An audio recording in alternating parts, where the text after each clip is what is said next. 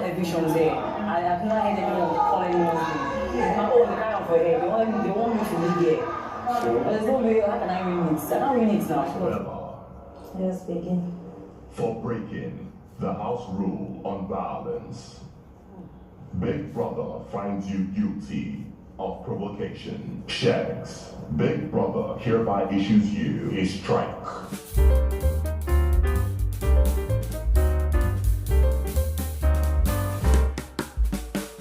There's a lot to talk about, guys. Listen, I don't even know where to start from. I had a struggle to even pick which particular topic to even address on this particular video, but don't worry, we're on track, all right? Of the multitude of things to talk about, we're going to take it one video at a time. Now, when I talk about many things that we should be discussing, I'm talking about Biggie addressing all of Sheggz and Bella's offenses, yes, before the live eviction show, and then during the live eviction show, Ebuka's introduction and revelation of the new level. That's the level 3 house. And then talking about how the evicted housemates were transferred and kept as Biggie's guest in that new level and all the perks that comes with being a guest of Big Brother. Guys, it's a lot of controversy all in one night, guys. There's a lot to talk about. And listen, even with the strikes that Big Brother issued to Sheggz and Bella, we are still not satisfied because we feel like there's so many things that Biggie did not really address. And there's a question of, is one strike enough for Sheggz, especially, guys? There's that conversation to be had. So as I said, we're going to be having these conversations one video at a time. So on this particular episode of Frankly Speaking with Bbnaija, we're going to be focusing on Sheggz and Bella's reaction after the live eviction show. Yes, these two people, they've been on the roll. Yes, there's a lot of reverse psychology at play out here. And I thought, no, Bbnaija is definitely going to talk about it because I do not like people who enjoy playing the victim card, especially when they're the villains. So we're going to talk about all of those things on this particular video. And then another video will be coming up where we talk about other matters that arose last night, all right? But before I get into all of it, let me first of all officially welcome all of you back to my YouTube channel. Hi, you're welcome back. My name is Bbnaija. This is Frankly Speaking with Glory, and I am the girl with the T. Now, if you're new on here, I want to please beg you, kindly do exactly what you see on your screen, especially if you are yet to subscribe to this channel. If you're looking for that space where you can get the most detailed, factual, and accurate analysis of reality TV shows, movies, and trendy social topics, this is the space for you. All right, now without much further ado, let's get into the video. First off, beginning with the strikes Biggie issued to Sheggz and Bella. The first question I asked myself was, does Sheggz deserve only one strike? Yeah, because from all the clips we watched, guys, there were a lot of things. In fact, there were even certain things that Biggie omitted. The threat that Sheggz made to Rachel, Biggie did not include that. Yes, if Biggie had gone ahead to include that, then at least 2 strikes would have been appropriate for Sheggz.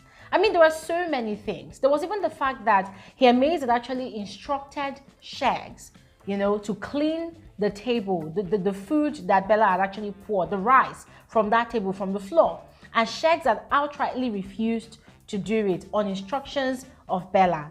Biggie did not even address that one. I mean, Biggie really tried. I mean, I must commend Big Brother for taking out time to compile that video. Yes, I mean, everything he put out there on the video, all of it, Sheggz did and even more. And even though Biggie showed all of those things, I was kind of expecting him to point out Sheggz's offenses, his rudeness to Big Brother, especially during the diary session where Big Brother was telling him about the importance of him adhering to the rules of the house, yes, on taking his tale of house punishment serious when he was calling Sheggz's name. Have you heard? Do you understand? And Sheggz was like, yeah, guys, that was very, very rude. Very, very rude. Sheggz had addressed Big Brother as though he was addressing a fellow housemate. And of course, we know that he has been so far rude and condescending to his fellow housemates. So if Big Brother had even put all of those things, you know, together, Sheggz strikes would have increased to probably 2 or maybe even 3 or maybe led to a disqualification. But then I'm not really bothered about the other things. My major concern is the fact that Big Brother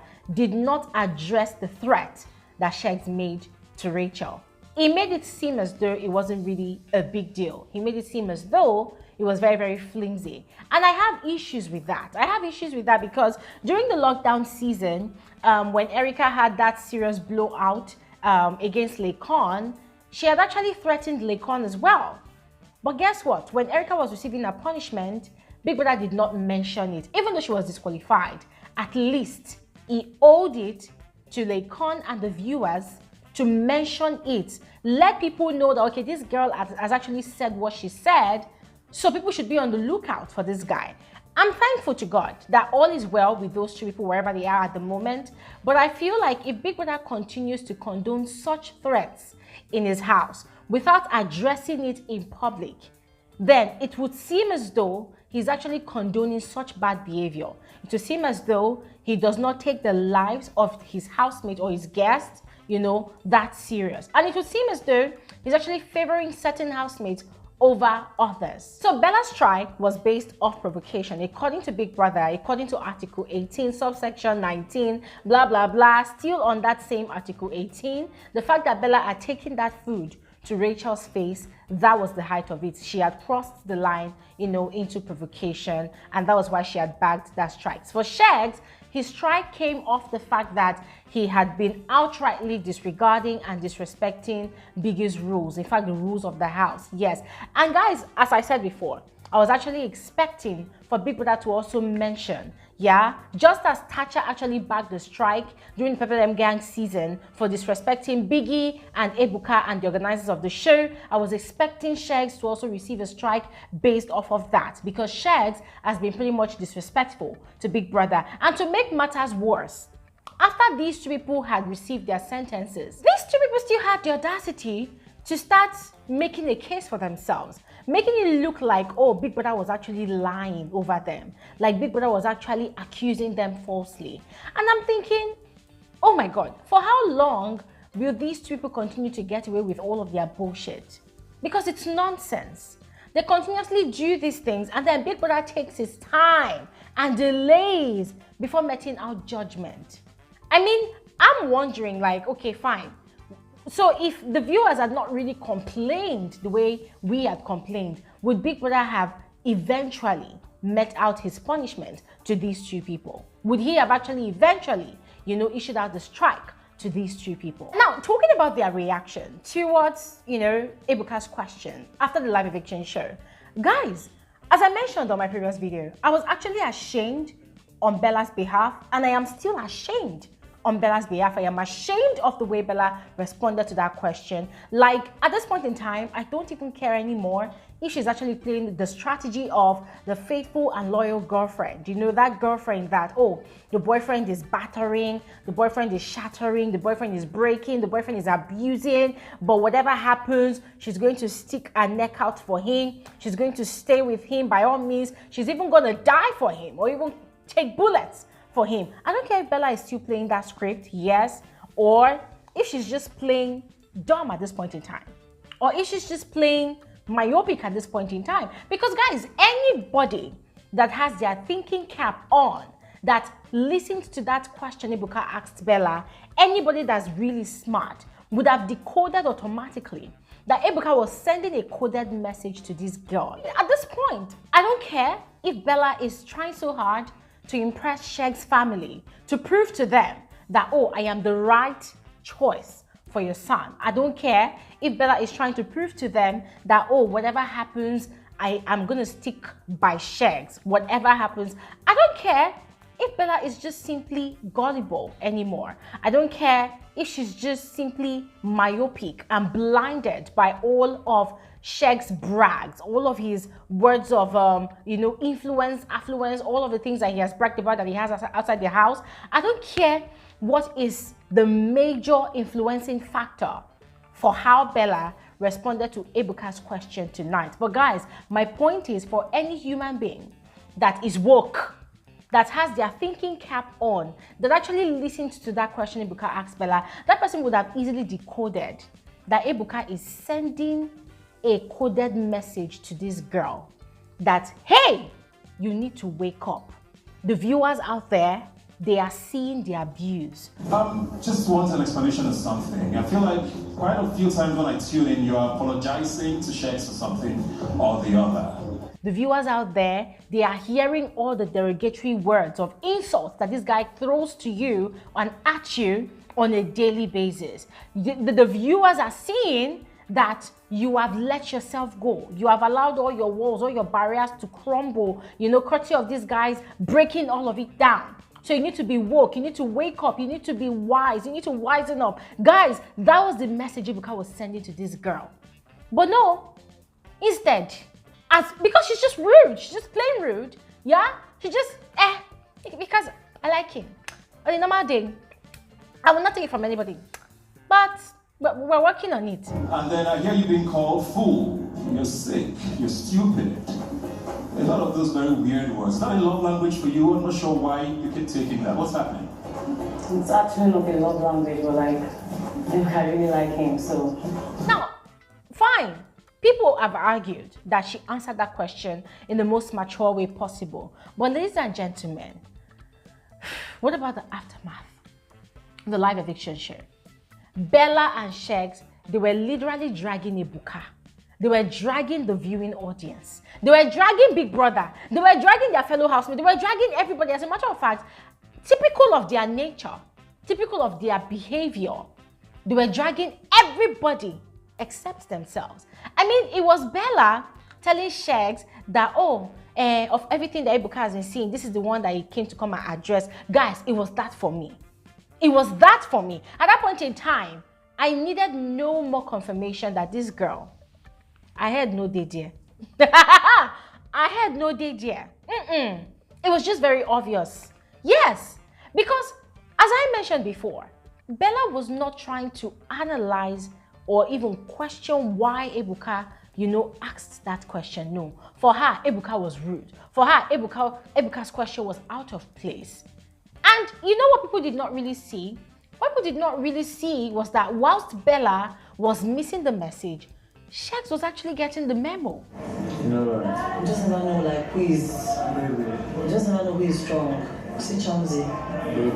Yeah? Because Sheggz from the onset came into the house with the strategy to play the villain.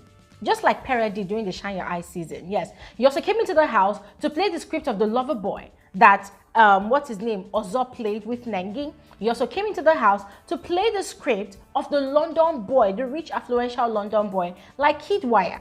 Yes, and this guy added a sprinkle of the bragging elements into all of his strategies, and he has been playing it, and in his mind, the viewers love him. In his mind, the viewers love him and Bella. But then, at the point when Ebuka was about to mention the next evicted housemate, and Bella heard all the audience shouting her name that she needed to be evicted, they got the shocker of their life because they did not see that coming. They were shocked. They did not realize that people now do not like them. So it was a huge shocker for them. And so they were dragging the audience. They were dragging Ebuka. But Sheggz got the message. That's the point. Sheggz got the memo. So I don't know how many of you have noticed, but since after the live eviction show, aside the fact that they've been very, very defensive, dragging Ebuka, dragging Big Brother, dragging the audience, dragging everybody, dragging their fellow housemates, Sheggz has also started putting on the garb, the cap of the loving lover man, of the faithful, extremely loving lover man, the lover man that has turned a new leaf from being an abusive lover man to the man that is remorseful, to the man that is sorry. And even Bella, I'm sorry guys, I'm trying so hard not to use any swear words with this girl, but I can't even help it. So let me just say that Bella has been myopically stroking this guy's ego, telling him not to worry, that she has never heard him call her a fool, that she has never heard him insult her like that, that come on, where did Ebuka get all these from? Guys, it was just so pathetic. It was just so irritating to listen to those two people. And the fact that the cameraman kept on giving them airtime, Jesus Christ, I almost lost my mind. Yes, it was just so frustrating. Yes, because it's very obvious that these two people, they know what they are doing. Sheggz especially knows what he's doing the most, and they are playing their game well. They're playing their game well. 100 million not be beans. 100 million not be your mate. Come on. These people are willing to go the extra mile. They're willing to do whatever it takes to win that money. And that's exactly what they're doing. They're playing the victim card. They're playing reverse psychology with certain housemates. Daniela, Dotu, Alison. I mean, doing the therapist is no longer in the house. So now they've gotten replacement. Yeah. I mean, imagine Sheggz asking Bella, oh, how many times have you cooked for me in this house? And Bella said twice. That's a fucking blatant lie. It's a freaking blatant lie. Because we've seen Bella cook quite a number of times as well. After the last altercation they had, where Sheggz was very upset that, oh, I've been doing this and that for you. You don't want to take care of me. You don't want to cook for me. Bella had to up her game. So if you count how many times Bella has cooked for him as well, it's more than twice, even though the food is crap. Yeah. So guys, a lot is actually going on. And when I say that Sheggz and Bella have been playing reverse psychology all night long, guys, they now started coming from the angle, trying to push this narrative of, oh, not being liked by their fellow housemates, being victimized by Biggie, being victimized by Ebuka, being victimized by the viewing audience. Both of them were not going on and on about, oh, this is who I am. I cannot change who I am. This is who I am. I've always been like this all my life. Blah, blah, blah. They were now saying that. And then Bella now came from the angle of, oh, all those people in the audience, in the live eviction audience that were calling her name, Bella, Bella, Bella. That do they know that her mom is watching the show? That do they know how her mom will be feeling at the moment? Do they want to kill the woman? I say, please, shut up. I mean, Bella, please just zip it. Because when these two people are actually rude and condescending to their fellow housemates, do they know if the parents and family members of these other housemates are actually watching the show at that point in time? Do they know how hurt the families of these other housemates are at that point in time, that they're actually dishing out their rudeness and condescending attitude on a hot platter to these other housemates? So what are you talking about? Anyways, let me just put this disclaimer out there. I have nothing, absolutely nothing against Sheggz and Bella or any other housemate on the show that still remain in the house or probably have been evicted already. I have absolutely nothing against any of these housemates. But if anybody thinks I do, well, enjoy the thought, all right? However, the reason I'm pointing all of these things out is because you guys know me. I do not like it when housemates are trying to play the victim card. You want to play the pity party, get sympathy votes, to win the show. No, I don't think it's fair. I do not think it's fair because there are other housemates that legit are trying to do the most, do without playing the victim card, So there should be a level playing ground for everybody against Sheggz and Bella. Not even any other housemate on the show. I don't, whether still on the show or evicted, I don't have anything against them. But one thing Glory Elijah will not stand for is that housemate that wants to come and use pity votes, sympathy votes to win the show. I will not stand for that. Any housemate that wants to come and use, victimization, oh, I am the victim, everybody hates me. I will expose them. I'll smoke them out. And that's exactly what Sheggz and Bella are doing. That's what they've been doing from the get-go, and that's what they've been doing all night long. Yes, I mean, these two people, they consistently dished out disrespect, disregard for Big Brother, for their fellow housemates, in fact, for everybody. Yeah, they've consistently disrespected the platform itself. They've tried to prove in 1 million ways than one that they're bigger than the platform, especially Sheggz. So coming out tonight, to come and start trying to clear the air that, oh, this is who I am, people don't just like us. Hell no. You get the energy that you dish out. Whatever kind of energy that you dish out there, that is exactly what you're going to get. So as I said to those trolls on Twitter, I'm going to put it out here again. For those people that have faves in the house, you see, we're now in week 8, and then before you know it, we're in week 9, yes, and then we get the final week where the winner will be announced. If you want your fave to win, go ahead and vote. Stop expending your energy. Stop wasting your energy trying to drag Glory Elijah. Stop wasting your energy, thinking that, oh, the entire viewing audience are going to be swayed by certain lies, and manipulating tactics that your fave wants to put out there. No. Vote for your fave. This is where I'm going to end this particular episode of Frankly Speaking with Glory Elijah. Please just go ahead and share your thoughts with us in the comment section below, and I will see you guys on another video soon. Have an amazing day. Bye.